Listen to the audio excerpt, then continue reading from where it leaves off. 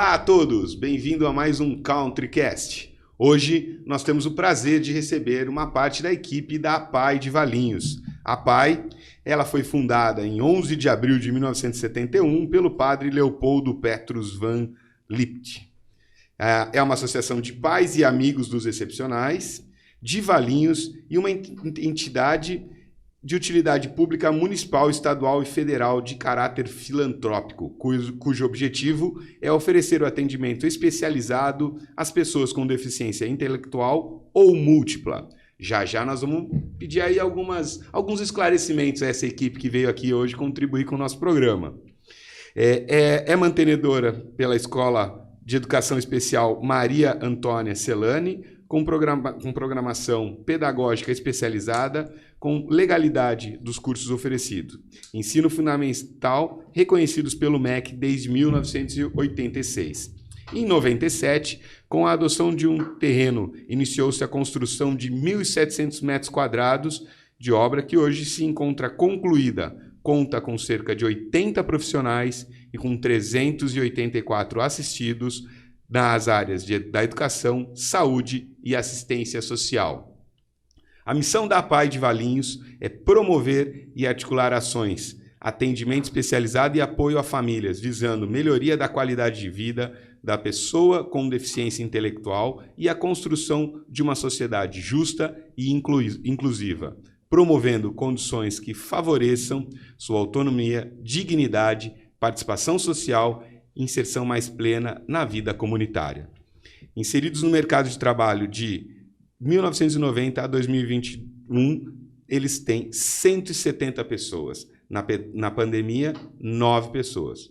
Programas: Escola de Educação Especial, Atendimento Educacional Especializado, Atendimento de Saúde, Atendimento e Assistência Social, e as verbas são captadas pelo governo federal, estadual e municipal e contribuintes e através de eventos. Aqui comigo eu tenho a Jéssica Anali de Lima, assistente social da APAI desde 2017, formada em serviço social e pós-graduada na área da educação. Temos também aqui o professor Luiz Fabiano Jesuíno, professor de Educação Física da APAI desde 2001. Para quem não conhece, o Jesuíno também é nosso professor aqui no Country Club, técnico de vôlei da cidade e entre outras coisas aí que daqui a pouco a gente pede para o Fabiano aí nos ajudar aí com mais informações. E temos também o Eduardo Bilbao, que mora em Campinas, é psicólogo, professor universitário, mestre em psicologia clínica pela PUCamp, doutor em saúde coletiva e saúde mental pela Unicamp e trabalhou já na Fundação Síndrome de Down, de Campinas, né, Eduardo? Isso. E atualmente está na APAI de Valinho desde setembro de 2021. Então, já nós do Country Clubs agradecemos demais a presença de vocês. Sejam muito bem-vindos ao nosso clube e ao nosso programa CountryCast. E com vocês agora uma palavrinha do Paulo Henrique. João, falar do nosso patrocinador aqui, né, Sports Bar, restaurante e lanchonete aqui do clube. Então você que estiver pelo clube aí, vem experimentar os saborosos lanches, os burgers aqui do Sports Bar, as pizzas bem recheadas, as porções, os pratos executivos. Você não precisa ir para casa para almoçar, almoça aqui que a comida é muito boa.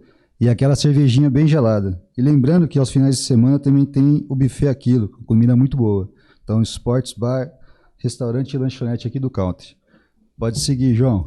Maravilha, obrigado. E mais uma vez agradecemos ao Sports Bar pelo apoio ao nosso programa. E também a toda a diretoria, em especial ao Hernani Andrade, que é um dos coordenadores desse projeto, desse trabalho.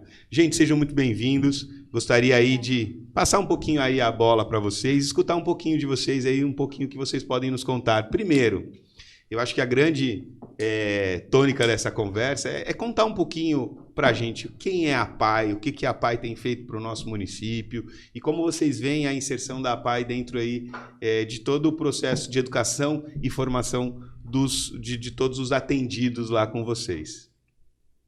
Muito bom dia, João. Em nome da APAI, de toda a diretoria e de todos os profissionais, a gente gostaria de agradecer a oportunidade de participar aqui do CountryCast. Realmente, como professor do Country, professor da PAI há muito tempo, a gente acabou se aproximando aqui dos professores e abriu-se essa oportunidade de estarmos aqui contando sobre a PAI. Como você falou, sou formado em Educação Física, tenho uma especialidade para trabalhar com pessoas com deficiência intelectual, cursos na área de TEA, cursos na área de treinamento, e a gente acaba fazendo um pouquinho desse trabalho, tanto escolar, da Educação Física escolar, como da área esportiva lá dentro. Então, falar da PAI, pela experiência que eu tô lá, vou falar primeiro porque eles chegaram agora. Meus amigos estão lá há menos tempo que eu.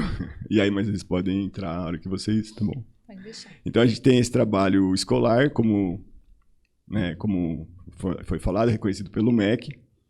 E as leis da educação, que foram mudando com o tempo, e com a questão da lei da inclusão. Os alunos, então, para que fique claro, a gente tem de 0 a quase 70 hoje lá, né? Então, os bebês que precisam do atendimento já inicial, né? Prematuro, vamos dizer assim, os Downs que acabam tendo que ter aquela, já iniciando a fisioterapia, já fazendo todo esse acompanhamento. Tem ainda um programa que até os pais podem procurar antes do bebê nascer, caso já tenha notícia, né? Então, estimulação precoce, tem até o momento da notícia, que pode também, a pai pode ser procurada, caso tenha essa questão. E aí as crianças e os jovens. As crianças que estão na escola e têm, né, o laudo com deficiência intelectual, ou com o TEA, no caso, mas para estar na PAI precisa ter a deficiência intelectual. Então, essa que é o primeiro pré-requisito, vamos dizer, né? Aí, deficiência múltipla, no caso, é intelectual e mais alguma outra deficiência. Então, aí já começa a ser atendido. Hoje, na escola, a criança tem que estar na escola e só vai para a PAI em casos de atendimento clínico. Então, aí é o atendimento clínico. O nosso programa hoje, que é o atendimento educacional especializado, que é o AEE, a criança está na rede regular e vai uma vez por semana, passa com todos os profissionais que, segundo o laudo e o médico, vê que tem a necessidade. Então, é o psicólogo, psicopedagoga, pedagoga, professor de educação física, fisioterapia, terapia ocupacional, fonoaudiologia. E aí a criança tendo essa necessidade, ela faz esse uma equipe caminho. Multiprofissional. Aí tem a Escola de Educação Especial Maria Antônia Celani. É essa que acho que depois que a gente vai ter que aprofundar a conversa. Com certeza. Hoje lá nós temos 5 salas de aula. Meninos com 14 até 30, que é o que a lei permite que fique na sala. Então, são alunos que na época não era obrigatório matricular na rede municipal. Então, eles são alunos matriculados na rede estadual. Então, essa é uma parceria com a rede estadual. Hoje, não existe mais essa possibilidade. Então, a criança é matriculada na rede regular, não tem essa entrada na escola da PAI. Exatamente. É que a escola Maria Antônia Celani, como o Fabiano disse, ela é do Estado. Então, aquelas pessoas com deficiência intelectual e transtorno do espectro autista, que não tinha condições de estudar numa escola estadual ou do município, era encaminhada para a escola da PAI. Agora, depois da lei de 2013, a lei da inclusão, o que aconteceu? Eles não encaminham mais. Eles tiveram que se adaptar a essas pessoas com deficiência e trabalhar com elas dentro da escola justamente para incluí-las junto com os outros alunos que não têm deficiência, que a gente chama pessoas normais ditas. Né? Isso. Eu acho que é legal, Jéssica, historicamente a gente tentar trazer um pouquinho de informações para as pessoas entenderem o que acontece nesse universo que hoje nós chamamos de inclusão, mas que nem sempre foi chamado assim, né? Então, nós temos uma lei que é de 2013. Antes disso, o que acontecia? Será que, né, então, uma escola como essa, ela realmente tinha toda uma necessidade, porque as crianças não conseguiam ter acesso à educação, mas vamos tentar passar. Como é que vocês contam um pouquinho do que é essa experiência, do que historicamente vem acontecendo, né? O que vocês poderiam nos contar? A gente sabe que, se pegar na história, lá atrás, eles ficavam trancados em casa. Né? A família não era aceitada. Se for pegar mais atrás ainda, nem deixavam nem nascer. Né?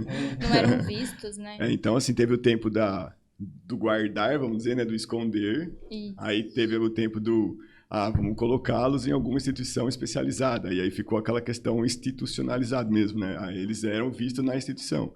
E algumas instituições, acho que até questão, eu posso falar em nome da PAI, a gente sabe que lá atrás alguns alunos, no caso do Padre Leopoldo, já levava os alunos, apresentava na sociedade. Então, tinha meninos que eram coroinha da igreja, que tinha deficiência, síndrome de Down, no caso. Sim. Então, acho que o Padre Leopoldo foi o primeiro a colocar em Valinhos, a mostrar os deficientes. Isso lá na década de 70. Estou falando pelas histórias e pela foto, não que eu estava lá já, tá, pessoal? e aí veio essa... Eu lembro que hoje, até uma coisa... a gente fala que é engraçado, mas não é esse o sentido. Tem alunos que estão, que eu parei nas crianças, né? Então, voltando um pouquinho, acima dos 30 anos tem os alunos adultos, né? Os adultos que são assistidos pela assistência social. E nesse grupo tem os alunos que faziam educação física junto com a minha turma, que era da classe especial. Então, dentro da escola, tinha a classe especial, que eram os alunos com deficiência que ficavam numa sala separada, com uma pedagoga para eles, e eles faziam educação física junto com a gente. Então, no caso lá, tem 3 meninos que faziam educação física na minha turma, que hoje estão lá na sua turma como aluno. Como aluno. Na 5ª série, eu fazia educação física na 5ª série, e esses meninos da sala especial faziam educação física junto. É legal também a gente retomar um pouquinho, né? Lembrar um pouquinho. Então, nós sabemos que durante um tempo, na educação, existiam o que eram chamadas classes especiais, né? Isso. Então, aquelas pessoas que a educação dita normal não conseguia tratar, cuidar, absorver, eles eram encaminhados para essas salas especiais. Que é duro e dolorido a gente ouvir e lembrar disso, mas faz parte da história e a história está aí para ser lembrada e podemos progredir, né? Eu acho que nada melhor do que a gente poder observar o que tem acontecido hoje e até um pouco desses relatos, né? Os avanços, né? Tanto que hoje o Estado não encaminha mais. A pessoa pode ser PC, ter paralisia cerebral, pode ser mais grave. É pervasivo, né, que eles falam, né? Isso. Pervasivo que vai ter o cuidado permanente, mas fica na escola. Fica na escola. regular. Eles não encaminham para pai mesmo. Isso é legal, a gente lembrar, então assim, é uma lei que foi a partir de 2013, mas antes disso, nós sabemos que já tivemos escolas que já absorviam, né, que aceitavam, sempre aceitaram, né? Isso. Aí conto um pouquinho da minha história, até estava contando um pouquinho antes. Então, quando eu entrei como estagiário numa escola em 94, nós já tínhamos inclusão nessa escola. Então, nós tínhamos dentro da sala de aula os alunos que tinham deficiência motora, né, severa, né, com algum tipo de paralisia cerebral, ou cadeirante, síndrome de Down. Então, isso a gente tinha. Mas eram escolas que foram precursoras Sim. nessa história. Hoje a gente sabe que a escola não pode se negar a receber nenhuma criança que tenha qualquer laudo, qualquer diferença, qualquer o que é dito, né, da inclusão, né? Isso mesmo. E eles agora têm que contratar profissionais qualificados e preparados, como nós lá da PAI, né, os técnicos da escola, Maria Antônia Celani, que a gente é preparado, tem qualificação, especialização, tudo na área, como pessoa com deficiência. Acho que uma outra coisa que eu acho que é bastante interessante é a gente entender um pouquinho assim, a PAI hoje ela atende, né? Então vocês falaram de síndrome de Down, do espectro autista, que mais? Como é que a gente conseguiria explicar para todo mundo que nos ouve, como é que a gente pode entender quem pertence a esse mundo da inclusão, né? Acho que muitas pessoas às vezes ficam em dúvida. Né? Quem faz parte? Quem precisa, quem não precisa, como é que não... né? Como é que vocês podem nos ajudar a esclarecer um pouco melhor isso? Então, a PAI em si, em geral, do estado de São Paulo e dos outros estados do Brasil, ela atende a pessoa com deficiência e múltipla, que é igual o Fabiano disse, o transtorno do espectro autista, o síndrome de Down. Essas são as deficiências que a PAI atende. Só que dentro da deficiência intelectual vem a paralisia cerebral, aí vem as outras síndromes e os outros transtornos que englobam na PAI. Então, assim, todas as pessoas com deficiência frequentam a PAI. A PAI pode absorver todas as pessoas. Isso. Agora, distúrbios psicológicos, não. Aí já não é caso de APAE. Aí é caso de CAPES e outros órgãos. A deficiência intelectual, a PAI absorve. A doença intelectual, aí já é outra instituição. Isso. Pois é legal. É bom também a gente também conseguir diferenciar e mostrar essa diferença para as pessoas, né? Sim. Então, nós temos a deficiência e nós temos a doença, Isso, né? E São conceitos muito diferentes. Acho que vocês podem me ajudar e fortalecer, né? As pessoas às vezes misturam o que é uma doença e o que é uma deficiência ou um transtorno. Vocês não conseguem explicar isso aí para ajudar as pessoas a entenderem um pouquinho melhor do que é o transtorno, o que é a deficiência e o que é a doença, né? Que é uma das bases de toda a parte da escola e de toda a recepção, né? É importante esclarecer para quem está escutando, quando falamos em transtorno, estamos falando de uma categoria médica, né, em que há um diagnóstico, hoje chamamos de CID, né, que é a Classificação Internacional das Doenças, na sua 10ª revisão, é uma lista de todas as categorias em termos de diagnóstico que podem ser dadas em diferentes tipos de doenças, né? No âmbito da saúde mental, existem vários tipos de transtornos mentais que atingem inclusive crianças, adolescentes, adultos, e que são um problema de saúde e que são tratados por especialistas da área da saúde.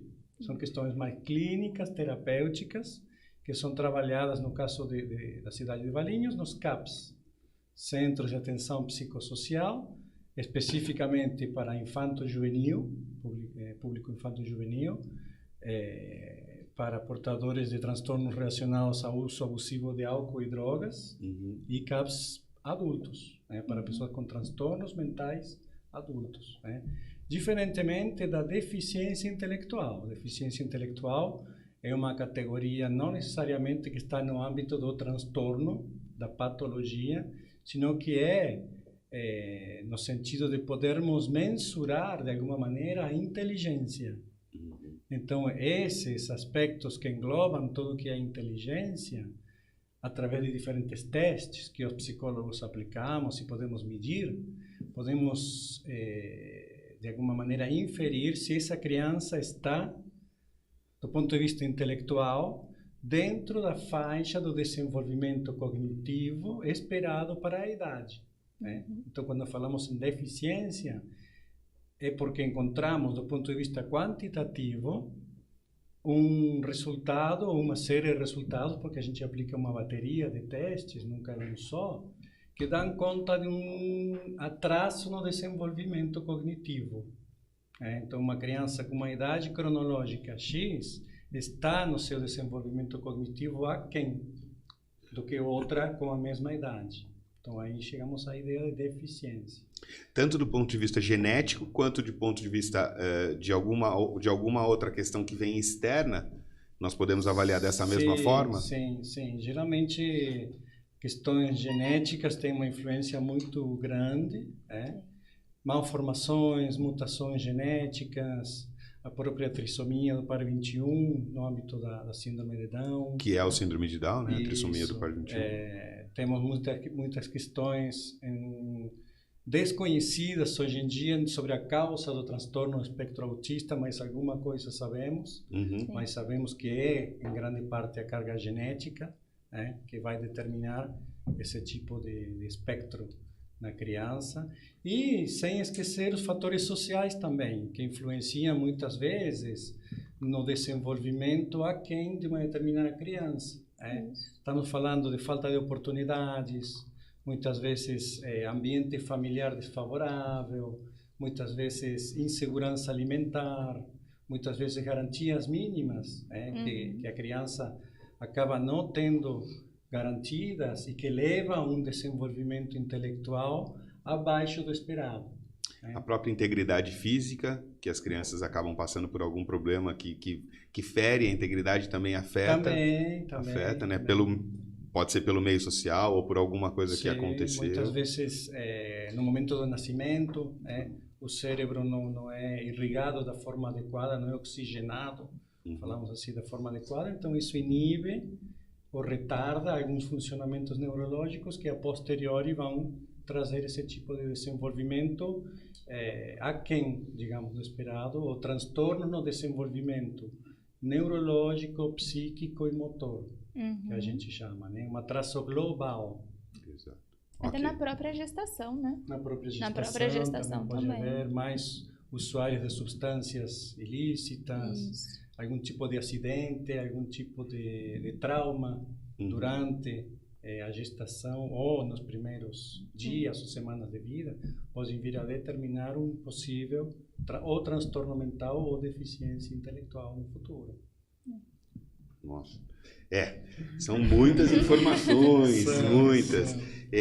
Quando a gente fala acho que hoje, talvez um pouco mais conhecido o síndrome de Down, o portador da síndrome de Down, é mais fácil a gente ver, lidar e conhecer, porque foi estudado muito tempo. Foi. Mas hoje nós temos o transtorno do espectro autista, Sim. que é uma coisa que vem surgindo cada dia mais estudos e mais aprofundamentos, porque tem muitas coisas que acontecem, né? Sim, Como é que a gente poderia aproveitar esse momento também para mostrar um pouquinho, explicar um pouquinho para as pessoas, porque dentro de alguns estudos a gente sabe que nem sempre se manifesta logo no início do nascimento. Tem até uma idade, até onde pode acontecer de manifestar o espectro autista, né? Às vezes é uma criança que tem uma expectativa de que ela está numa normalidade e aparece o espectro autista, né? Sim, aparecem traços, né? Traços. Como a gente fala, hoje em dia, até por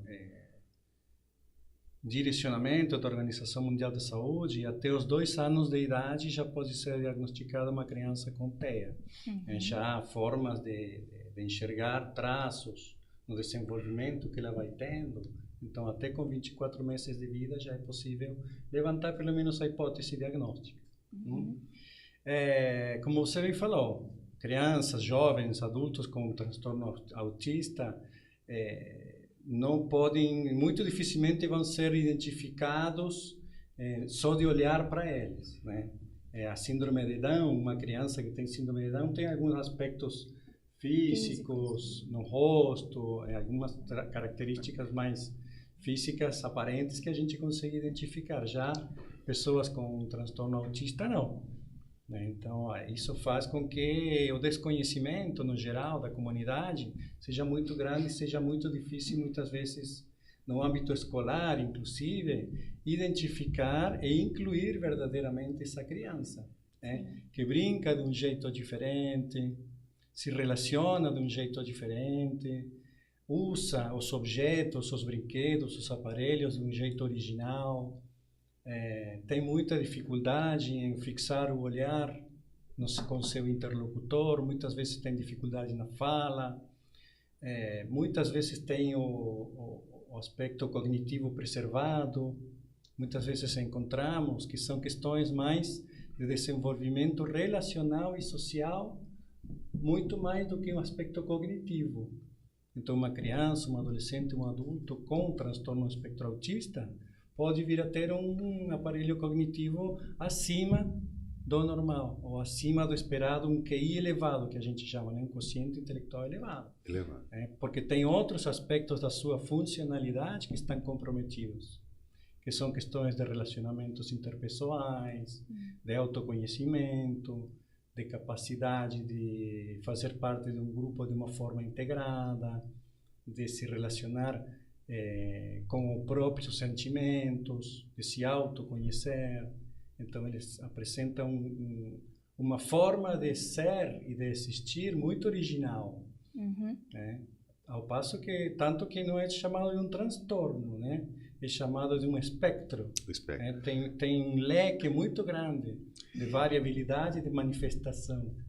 Isso é legal também, passar essa informação, né? E até, de certa forma, desmistificar um pouquinho essa situação.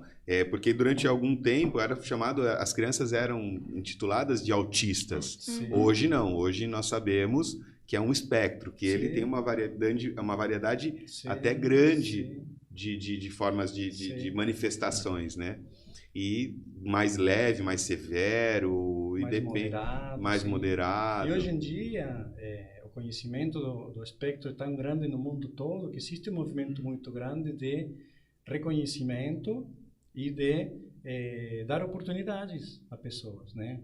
Se antes, historicamente, a pessoa, por ter um determinado transtorno, era privada ou era excluída de determinadas possibilidades, hoje as pessoas com transtorno autista têm demonstrado serem muitas vezes muito mais eficientes do que quem não tem o transtorno para determinadas funções. Então isso é fantástico.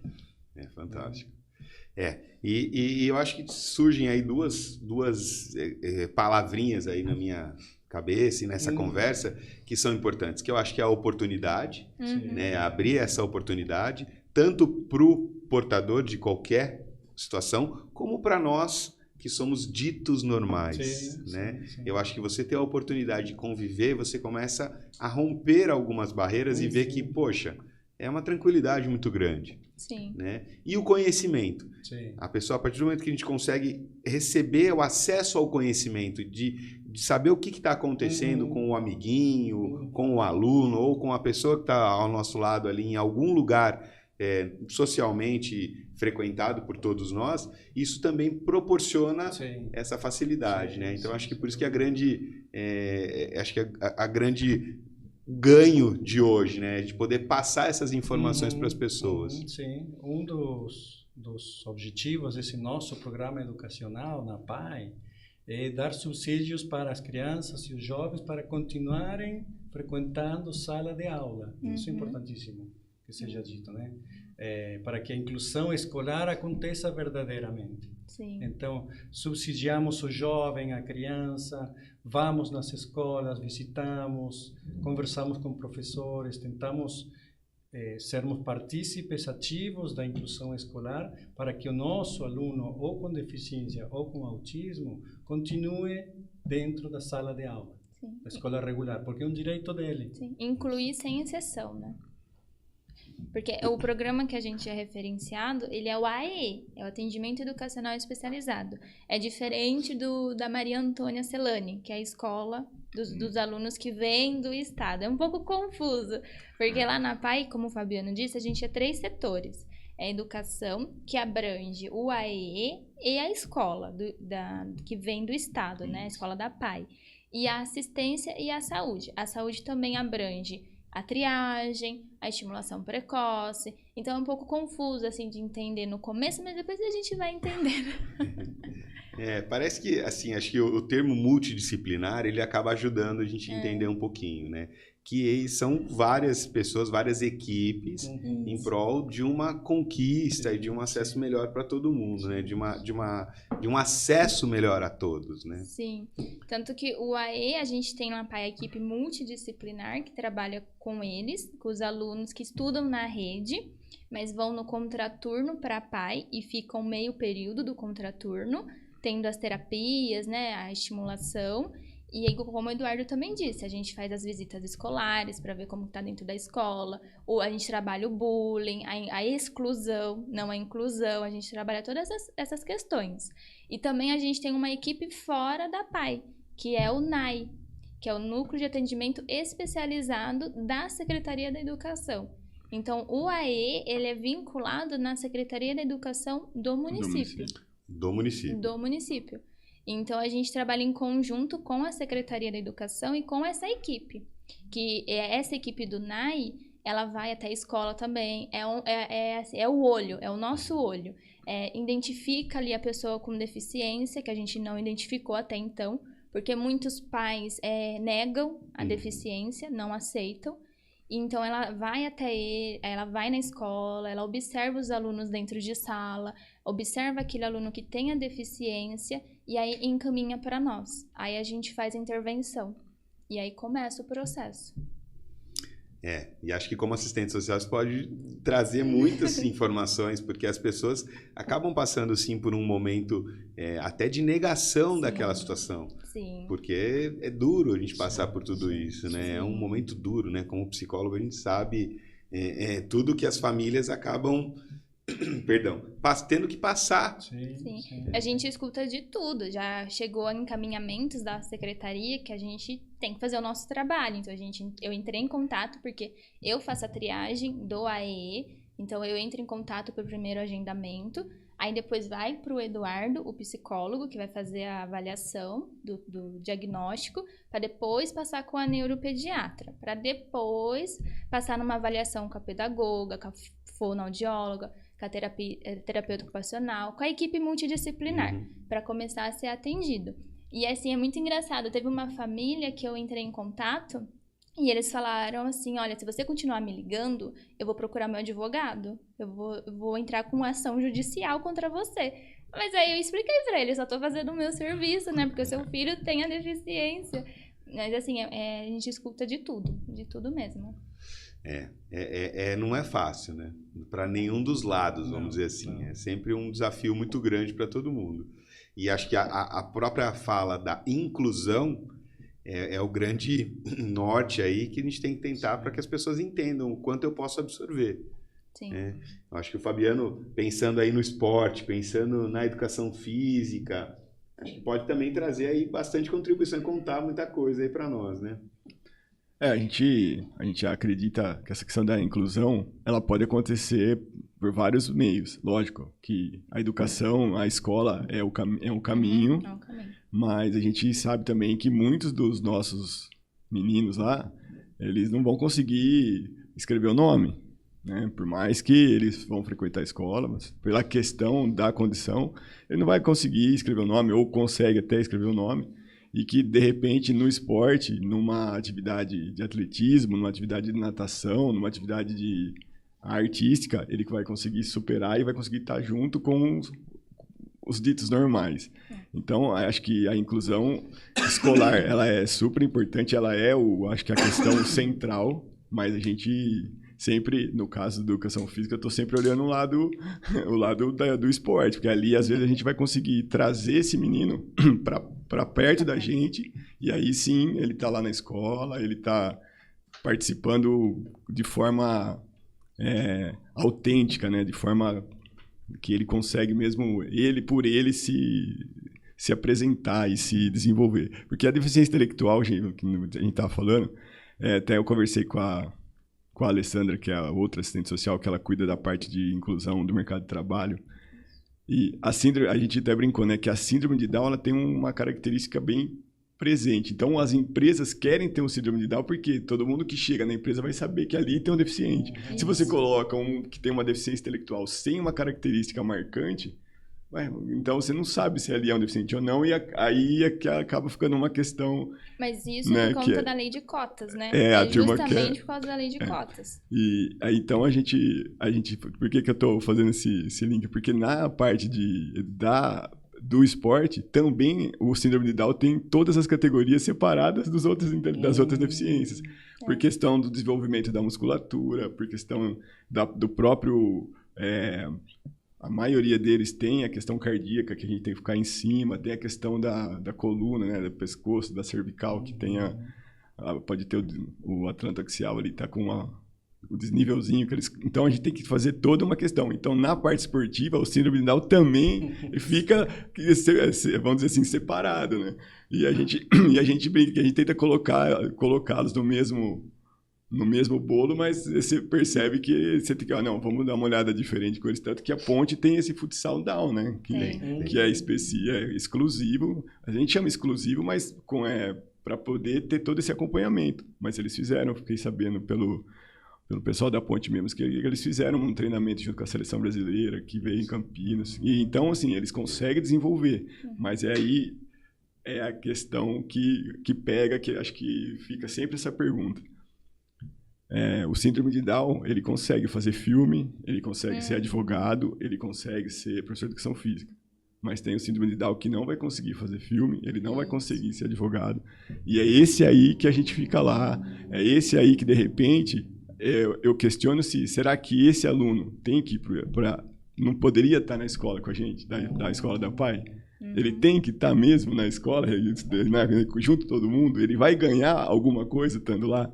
Essa questão é difícil responder, mas a gente acompanha os meninos que a gente tem lá, e a gente sabe que né, não posso citar nome aqui, mas a gente sabe que se esse menino estivesse numa rede regular, ele não ia ter benefício, nenhum benefício, porque ele tem toda uma característica, ele é um síndrome de Down grave, então ele tem uma característica muito diferente. Ele poderia sim estar na escola. Eu penso, quem sou eu para pensar sobre isso, mas eu penso que ele deveria estar num sistema invertido do nosso. Ele ficaria na escola da PAI e iria para a escola passar algumas horas, fazer uma inclusão, entrar na educação física com os alunos. Para socialização. Né? O processo invertido. Não sei se seria invertido, mas uma inclusão de uma maneira mais assistida. E não agora, vai para a escola regular todo dia e vem na PAI uma vez por semana.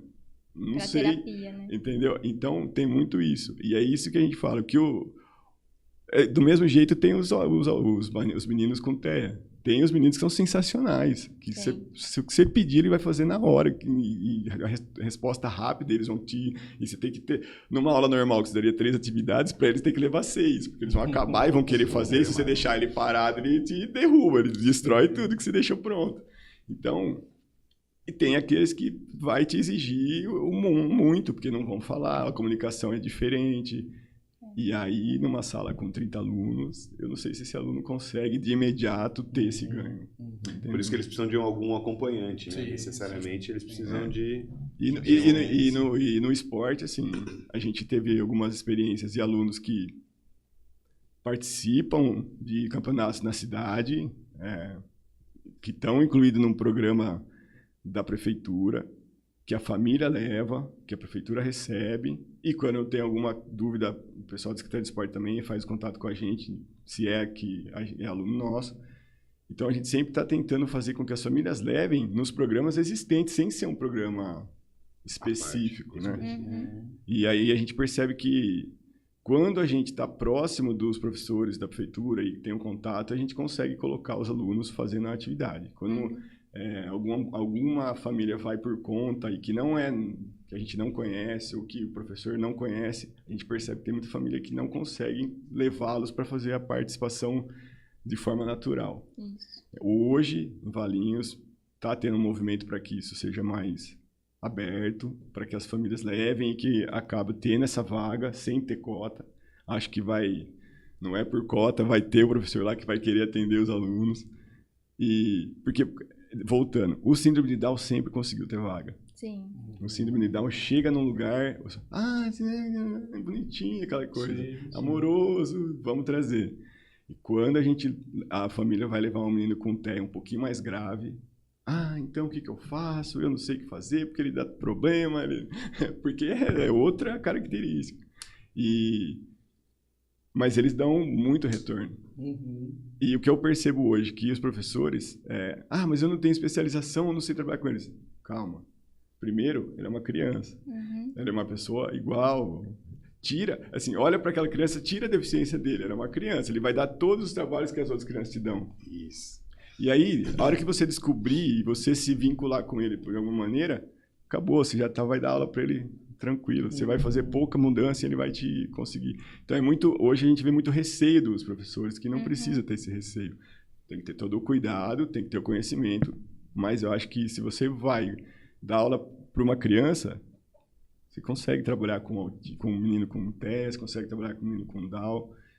E é isso que eu acho que a gente precisa fazer. Aí, João, vai cair naquilo que você falou. A gente vai conseguir tirar a palavra inclusão. Tá todo mundo, é para todos. Aí eu vou fazer uma perguntinha, né? Será que uma sala de aula, em qualquer lugar, ela tem todo mundo igual? Né? Qual a diferença?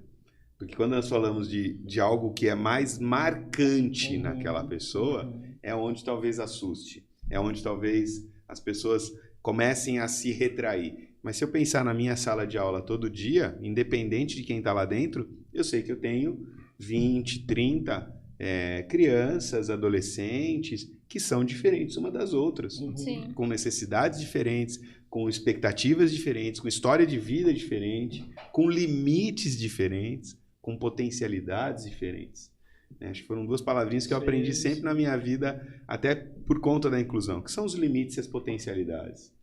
Então, acho que precisamos pensar um pouco, Sim, né? Como é que é isso para vocês ali no dia a dia, no trato do dia a dia? Onde é que estão as barreiras maiores aí para vocês, do ponto de vista dessa ligação com as instituições ditas normais, né? Sejam no esporte, seja na educação, ou qualquer outra relação social que a criança merece e pode, ou qualquer pessoa merece e pode, né? Como é que é isso para vocês?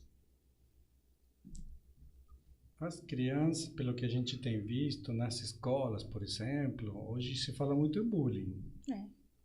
Infelizmente, qualquer característica física ou psíquica que possa gerar esse tipo de exclusão social, hoje em dia, infelizmente, está bastante comumente encontrado, né? Nos corredores, nos recreios, nas salas de aula.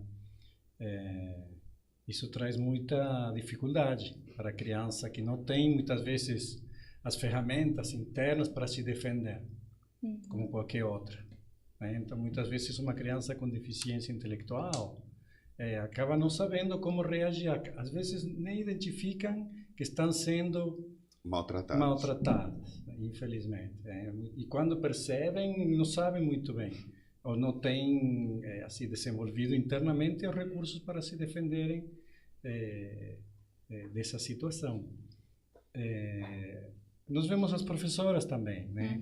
Infelizmente, muito bem intencionadas, né? A maior parte das vezes, as escolas no geral, só que sem informação adequada, sem capacitação adequada, sem estarem atualizados em relação aos últimos avanços em termos de tecnologias educativas para lidar com um verdadeiro movimento inclusivo, como em alguns países da Europa acontece com maior frequência e maior profundidade que aqui. Então, assim, a criança chega até nós muitas vezes reclamando, né, se queixando, quadros de ansiedade, quadros de hiperatividade, quadros de depressão infantil, muitas vezes estão associadas, né, às questões da deficiência intelectual. Isso, os adultos, os técnicos, temos que ter um olhar também sensível a essas coisas. Não é porque tem síndrome de Down que não se sente angustiado, ou triste, ou isolado, ou tem dificuldade para fazer amigos. Outra questão que eu vejo é muitas vezes a exclusão acontece na família. Seja por falta de informação, seja por próprio preconceito da família, né, que não aceita, né, esse quadro, que não aceita essa condição. Então, eles próprios deixam de lutar pelos direitos que são da criança, de estar inserido numa escola regular, de receber atendimento terapêutico, de receber o olhar especializado. E muitas vezes as famílias, como a Jéssica contava, não querem nem que a gente ligue para agendar um atendimento, para chamar, para trazer, para explicar, né? Então, muitas vezes o desconhecimento leva a alimentar a exclusão social das crianças. Da própria criança. Informação. Infelizmente, tem direitos violados, muitas vezes, né? Então, isso é um grande obstáculo. Com certeza. Hoje em dia. O esporte e a educação física, né? Eles acabam trazendo um caminho muito bom, porque eu entendo assim, né? O jogar, o brincar, ele vem sempre, por mais que a criança tente se retrair, ela acaba vindo com integridade, ela vem inteira, né? Quem joga, quem brinca, brinca inteiro. Então é um caminho, né? Sim. Então acho que para você deve ser um baita desafio sempre no dia a dia. Então, esse programa que a gente trabalha hoje, tanto eu quanto a Jéssica e o Eduardo, nós estamos inseridos nesse programa do atendimento educacional especializado. Faz 3? Estamos indo para o 4º ano, né? Que eu estou nesse programa. E os anos eu fiquei na escola de educação especial da PAI e com os adultos. Então, hoje, qual que é o que eu vejo como minha função lá? É exatamente tentar dar essas ferramentas que o menino não tem, né? Para estar na escola e participar exatamente das atividades do professor. Porque o que eles relatavam? Eles não me escolhem. Quando me escolhem, mesmo eu querendo ser queimado, eu fico parado, eles não me queimam. E aí eu falei, mas você sempre participou? Não, eu nunca entrava na aula. Agora que eu tô entrando na aula. Eu falei, então agora você vai entrar na aula e você não vai querer ser queimado. Você vai querer pegar a bola para queimar o outro menino. Você participa, você tem que ser o... Ah, mas eu ainda tenho vergonha. Não, então nós vamos fazer aqui uma atividade. Então eu vou ter sempre tentando deixar eles fortalecendo esse lado para eles participar cada vez mais na educação física junto com os outros.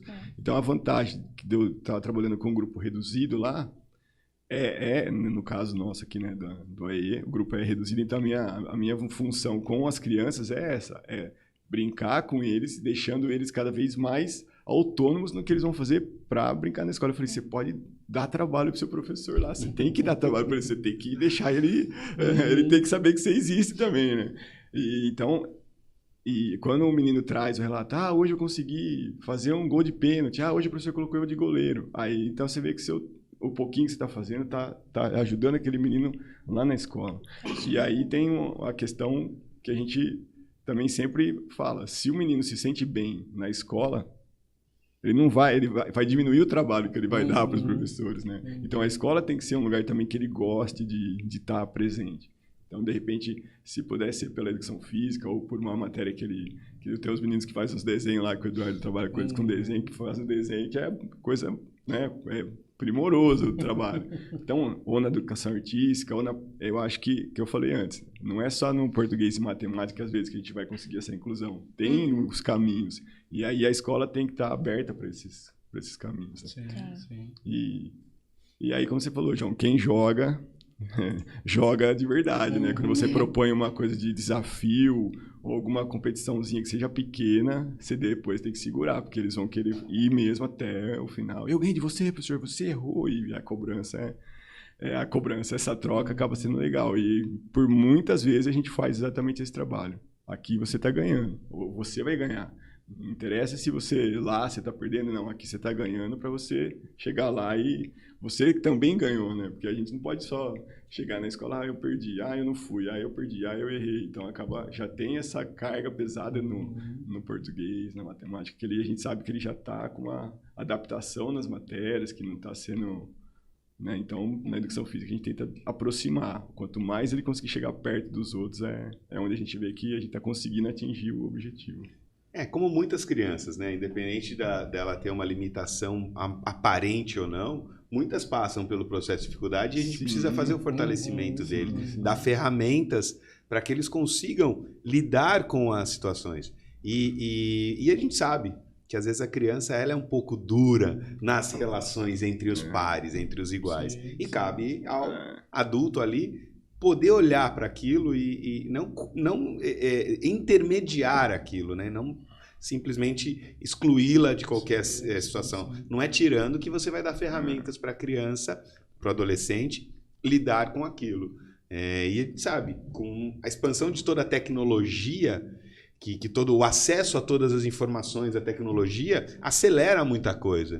Como é que é essa entrada nesse mundo dessa tecnologia também para essas crianças, né? Eles conseguem, eles têm esse acesso, não têm? Como é que tá tudo isso hoje em dia? Tem, sabem mais do que nós. Olha, a grande maioria. Conhecem plataforma, sabem, nós temos adolescentes que editam vídeos, que sabem tirar fotos de forma incrível, fazem os próprios vídeos, o famoso TikTok de hoje em dia. Então, eles conhecem os caminhos, os atalhos que a gente, por ser de outra geração, tem como mais dificuldade. Tem até youtuber hoje em dia. Sim. Eles não têm vergonha. Tem adolescentes que já têm o próprio canal. Tem umas histórias engraçadíssimas. Mas... Desculpa, Dani, cortando. Tem um menino que ele é aficionado por jogos e vídeos. Ele não sabe escrever o nome ainda. Ele sabe a primeira letra ele até descobre. Ele acha os vídeos que interessam para ele pela abreviação do nome do jogo. Então ele sabe 3 sílabas, ele vai lá no YouTube e põe as 3 sílabas, aparece uma sequência de palavras com aquelas 3 sílabas, ele sabe aonde ele tem que ir, só com aquelas 3 sílabas. Então ele sabe aquela letra que vai significar aquele personagem, mas se você tirar do vídeo e escrever o que exatamente ele acabou de ver, tira a imagem, escreve, aquela lá não tem sentido nenhum para ele. Não tem sentido para ele. Nenhum para ele. Mas ali na tela, com as imagens, então assim, e é muito rápido. Ele pega, você vê, a hora que você vê, ele já fez, já pôs, já... Mas como que você fez? Eu nem vi quando você entrou. É para você não ver. Ele fala, é para você não saber. Porque, além da parte esportiva, a gente tem que sempre também estar fazendo esse meio termo. Ó, esse menino ele não gosta dessa questão de atividade esportiva. Então, eu sempre faço aquelas trocas. Ó, hoje nós vamos trabalhar tantos minutos com atividade tal, depois eu deixo você me mostrar aquele que você estava mostrando no ano passado. Então, a gente vai trocando. E aí é o computador que é a troca. Mas ele começou fazendo 10 minutos de aula, hoje ele está com quase 40 minutos de aula, para depois a gente ir para o computador. Mas eles têm eles usam uns códigos, eles têm umas interpretações assim que eles acham o caminho. É um desafio grande, porque aí entra a questão da deficiência intelectual, né? Como para a gente, como técnico, assisti-los para que eles aprendam a criar estratégias de sobrevivência, né? Seja dentro da sala de aula, seja dentro de um time de basquete, seja na fila do supermercado. Acho que isso é uma grande contribuição que a gente traz para o desenvolvimento deles. Que eles aprendam com os recursos que eles dispõem, relacionais, familiares, sociais, intelectuais, sobreviverem, estarem de alguma forma felizes e se sentindo incluídos. Então, acho que o nosso trabalho na PAI visa muito isso, dar os subsídios para que eles criem as ferramentas internas para conseguirem sobreviver de uma forma mais inclusiva. Serem conhecidos, serem aceitos, mas começa por eles se aceitarem também. Que isso é uma grande dificuldade que hoje o jovem tem, no geral. Com ou sem deficiência. No geral.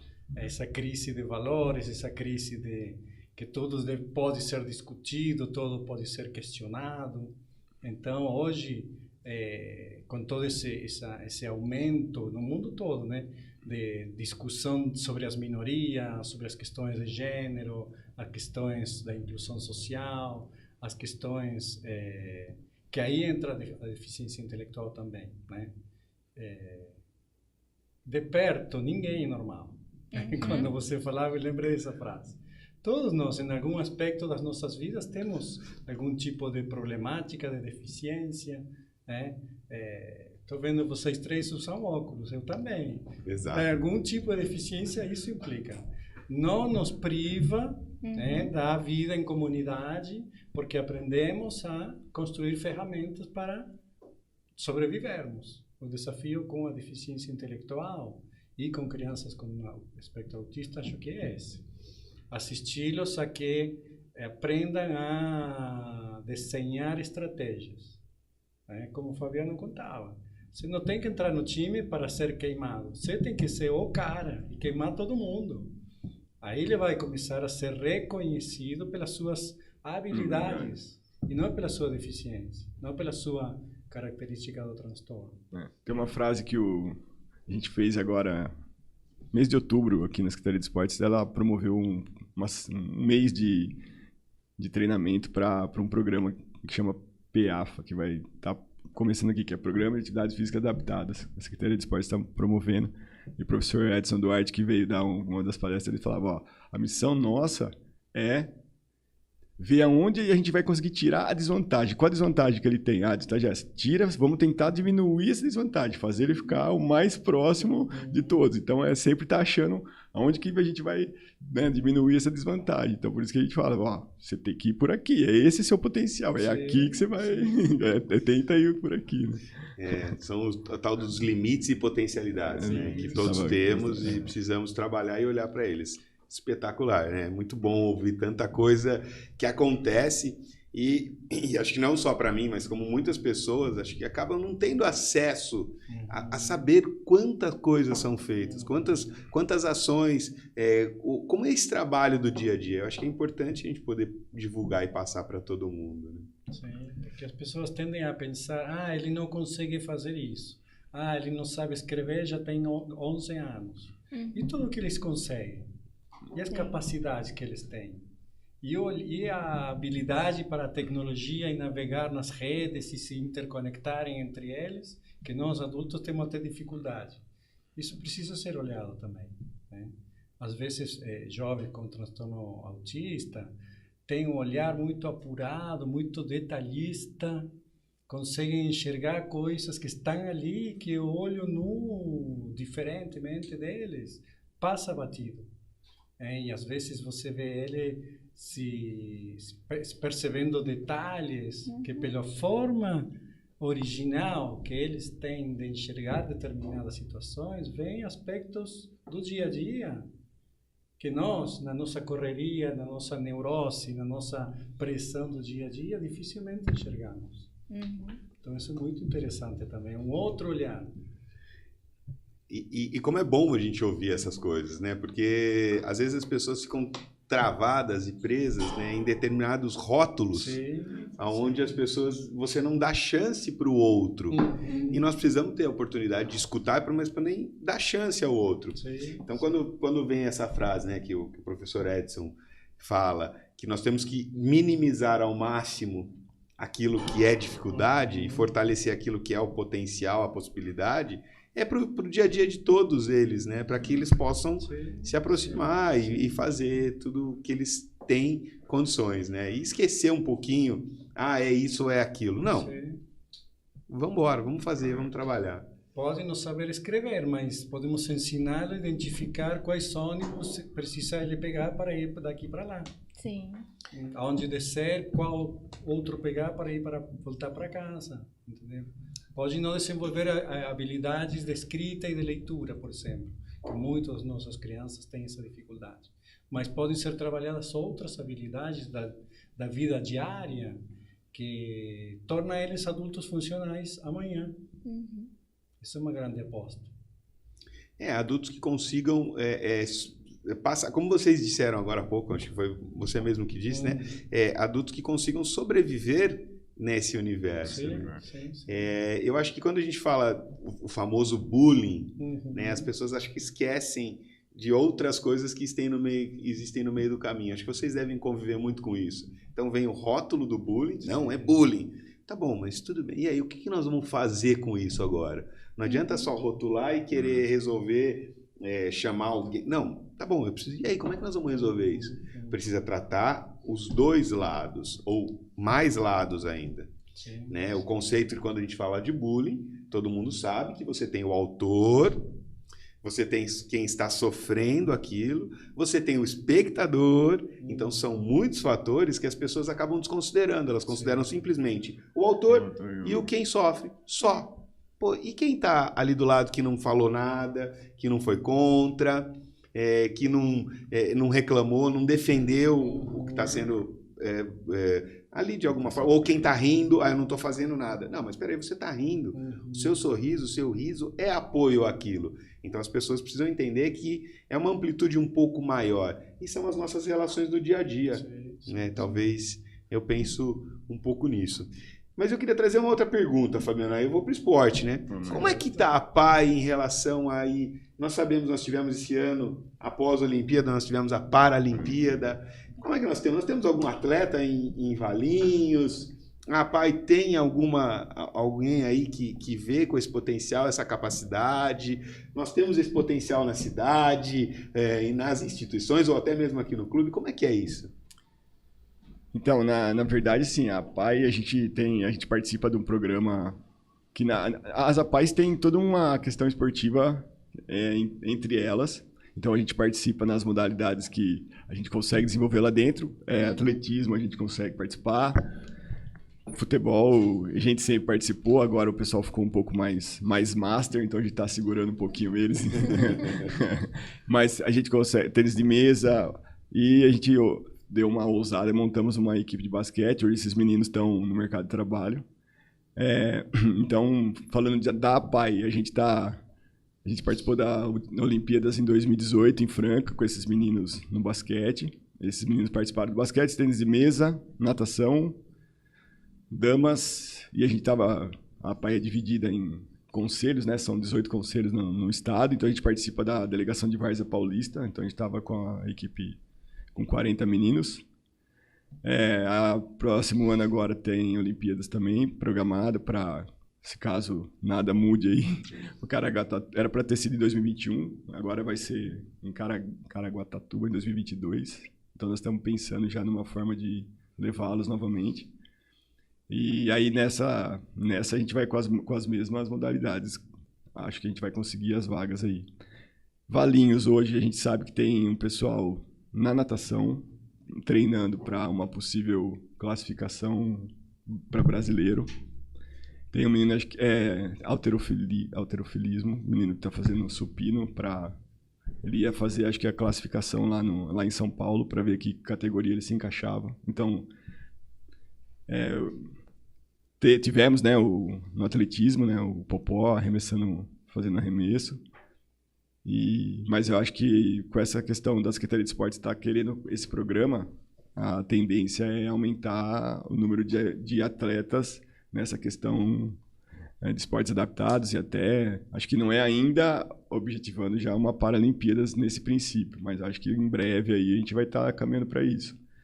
Mas é um trabalho em parceria com a Secretaria de Esportes da cidade, de Valinhos. Nós estamos, tanto a APAI quanto a CESA, que são as instituições que trabalham com a deficiência intelectual, nós estamos envolvidos nesse projeto do Programa de Atividade Física Adaptada. Até nós tivemos a visita do professor Tiago, que está encabeçando esse projeto, o Tiago Oliveira, que está encabeçando esse projeto. Então ele foi na CESA, foi na APAI. O pessoal aqui do Country participou desse programa, né? A professora Daniela, que trabalha no Country, que também está com a gente lá há alguns meses, participou desse treinamento. Então, a possibilidade da gente estar garimpando possíveis atletas para fortalecer esse movimento acho que está bem acessível. E a ideia é que a Secretaria de Esportes não desista. A gente sabe da dificuldade que vai ser, as famílias levarem, né? Porque vai ter que levar no local, vai ter que fazer toda uma estruturação aí. Mas eu acredito que para 2022 a gente vai começar a engatinhar esses atletas.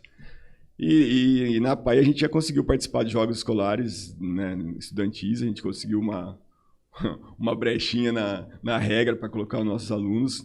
É isso quando a escola de educação especial estava com bastante aluno. E a gente vai... João, a gente sempre tenta colocá-los de uma forma que não seja prejudicial para eles, que a gente sabe também que tem toda essa questão. Você vai colocar os meninos para jogar contra uma escola, uma oitava série, o 9º ano. Mesmo os alunos, na época, tinham 16, 17... pela própria questão da deficiência intelectual, você falar de tática, de formação tática, é uma coisa, né, bem abstrata demais. É abstrato. Uns conseguem entender fácil, outros eles querem fazer gol, o negócio é fazer gol. E o que eu acho assim, que a gente dá risada e essa leveza, eu acho que eles levam com uma leveza a questão de estar participando, para eles é a vitória. Uhum. Então, o outro time fazia gol, todo mundo comemorava. Não, mas o gol foi deles. Não, foi gol, é gol. Então você tem até isso, você tem que trabalhar com isso, mas você tem que fazer. Então, a gente tivemos, eu até falo que tivemos sucesso, porque a gente conseguiu futebol de salão, conseguimos levá-los para jogar damas, vôlei de trio, então a gente conseguiu colocar eles até, acho que em muita modalidade, meio que assim, não, vamos molecada, vocês têm que fazer, mas a gente tinha um público que conseguia fazer.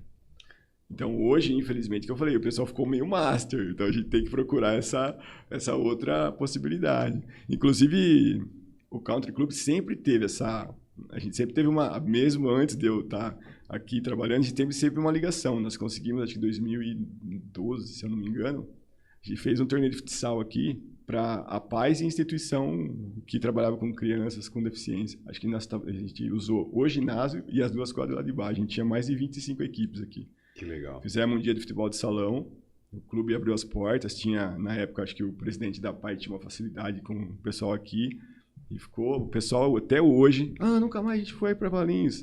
E teve algumas questões que impossibilitaram a continuidade desses eventos. Mas a gente sempre fez aqui acho que tinha 25 instituições. Foi um dia inteiro, jogo lá, jogo aqui, jogo lá, jogo nas 3 quadras. E a gente conseguiu realizar também um evento de natação, junto com a Secretaria de Esportes. A natação adaptada, então teve desde com flutuador, com apoio, até os que nadam mesmo. E a gente já, nessas Olimpíadas, a gente conseguiu o primeiro lugar na categoria até... O Christian, acho que estava na categoria até 18 anos. Que eles fazem por categoria, por bateria, mas assim, a final é uma final meio que simbólica. Todo mundo ganhou a medalha, entendeu? E aí faz lá os primeiros lugares de cada bateria, junta todo mundo e aí sim tira os tempos dos primeiros. Porque depois tem uma Olimpíada Nacional. Aí os primeiros dessa aí que vão para a Nacional.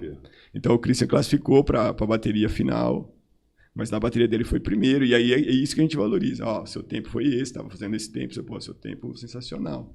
E perdemos no tênis de mesa, porque o menino comemorava o ponto do menino, que também foi uma coisa muito legal.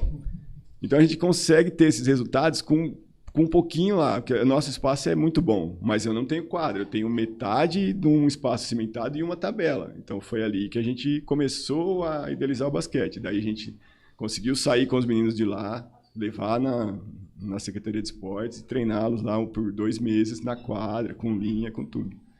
Mas chega lá no ginásio com um monte de gente olhando, a coisa muda de figura, né? Então... Para todo mundo. Para todo mundo muda, imagina para eles, né? Imagina no lugar, ainda mais em Franca, aquele ginásio, o Pedrocão lá, aquele telão ali, os meninos. Mas assim, a vivência, acho que todo mundo ganhou ali foi a vivência, a experiência de estar numa. Para muitos foi a primeira vez que viajaram. Então, além de toda essa parte social que é o que a gente está falando, ali eu acho que eles descobriram bastante ferramentas para a vida através do esporte. Então teve todo o apoio da diretoria da PAI, isso que também tem que se falar. É uma diretoria que está lá toda semana, se reúne para discutir da onde que vai conseguir as verbas, da onde que vai, o que vai fazer para poder atender todo mundo, né? Então a gente teve bastante apoio da diretoria. Na época, a Secretaria de Esportes também ajudou com essa questão das quadras. Não teve um impedimento para a gente poder treinar. E a gente vai, o que eu falo, a gente vai cutucando, a gente vai tentando encontrar caminho. Ali eu não tenho, mas vamos tentando levar no lugar que tem, né? Então a gente já usou o Jupa, a gente vai usando os espaços Maravilha. que tem. Então pode fazer um convite, então, para quem tiver interesse, pode te procurar, pode procurar a PAI para ir lá virar um atleta paralímpico? Ou pelo menos conhecer um pouquinho melhor esse trabalho ou não? Para trabalhar com a gente, para estar com a gente na PAI, se a criança tiver deficiência intelectual, pode procurar. Se a criança não tiver deficiência intelectual e quer praticar esporte, Secretaria de Esportes. Sim. E aí, se a criança tiver... Essa criança, eu estou dizendo, trazer esse universo dessas crianças que têm qualquer limitação intelectual, qualquer quadro, e que às vezes eles estão procurando algo a mais. Pode. Então a gente pode falar que a PAI está aberta para recebê-los. Sim. Está Poxa. E, inclusive, quem vai nos ouvir, vai nos ver, né? Porque agora é imagem, som, tudo. E quiser conhecer também a PAI está de portas abertas. 3303-4500, marcou, agendou, pode ir lá, a gente recebe de braços abertos, vai ter alguém acompanhando, vai conhecer os nossos passos, vai conhecer os trabalhos que a gente está falando aqui, os programas. A PAI de portas abertas. Mas a gente está lá, a gente tem uma piscina muito legal que dá para iniciar as primeiras braçadas, vamos dizer assim. E o nosso campinho também está lá. Então, um espaço para trabalhar. O início a gente tem. A hora que precisa de um pouco mais, a gente sai procurando. Mas até hoje está dando certo. Muito bom, então. Gostaria de pedir recados finais de vocês, falas finais. Vocês gostariam de complementar alguma coisa? Por favor, palavras finais aí de vocês. Quem gostaria de começar? Jéssica, Eduardo. Agradecer a possibilidade de estarmos aqui, levar para toda a cidade nossa palavra, nossa mensagem. Pensar que a inclusão está no dia a dia. Pequenas ações, pequenos gestos que cada um de nós possamos ter na rua, no mercado, no ônibus, na escola, no local de trabalho, é importante. É isso que muda o mundo. É não esperar que os nossos governantes mudem o mundo para nós. Pequenos gestos podem transformar a vida de alguém que historicamente foi olhado de uma forma exclusiva, de forma de exclusão, e a gente ter essa sensibilidade, né, de aceitar a diversidade, né? Não somos diferentes, somos todos iguais, mas cada um na sua diversidade. Então, esse olhar para o que é diverso e que precisa de um olhar com mais compaixão, com mais carinho, com mais amor, isso transforma o mundo. Excelente. Isso mesmo. Jéssica? Bom, queria agradecer primeiramente em nome da PAI de Valinhos o convite e eu gostaria assim que as famílias conversassem com os seus filhos, com os adolescentes, com as crianças, explicassem o que é uma pessoa com deficiência, porque eu acho que começa da família. Então, se eles começam a ter essa visão, eles vão tratar as pessoas com deficiência com um outro olhar, de outra forma, vão incluí-los, não excluí-los. Então, é isso. Agradecer a vocês. Muito bom. Fabiano, e aí? Eu também gostaria de agradecer, dizer que a experiência de trabalhar com as crianças da PAI e hoje poder trazer um pouquinho da experiência, dividir com quem está nos ouvindo aí, nos vendo, é maravilhoso, agradeço mesmo a oportunidade e acho que hoje no Country, podendo fazer esse trabalho com a iniciação esportiva, a gente percebe que tem muitos meninos e que a gente sabe que tem essa questão de estar lidando com o diferente, e não por deficiência, mas aquilo que a gente estava falando, por questão de oportunidade. O menino está chegando aqui com 4 anos, a gente vai pensar que esse menino ficou 2 anos fechado em casa. Então, a gente está fazendo um trabalho bem legal com essas crianças, está lotado o clube. Então, eu acho que daria um recado assim, se algum sócio, algum pai que percebe que o menino está com um pouquinho de dificuldade motora, faz inscrição, traz pra gente aqui, que nós estamos com uma equipe de professores aqui de qualidade muito boa para fazer qualquer criança que quiser praticar esporte, praticar atividade esportiva, né? Tem que também fazer o nosso comercial do clube também, né, João? Vamos trazer para cá e agradecer demais aí ao Country pela oportunidade, agradecer o Paulo pelo trabalho, vocês pelo convite.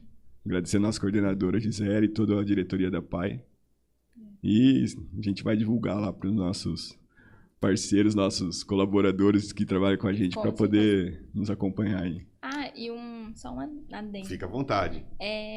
Acho que assim, a partir do momento que você permite ter o contato com uma pessoa com deficiência, ao mesmo tempo que eles aprendem com você, você aprende muito com eles.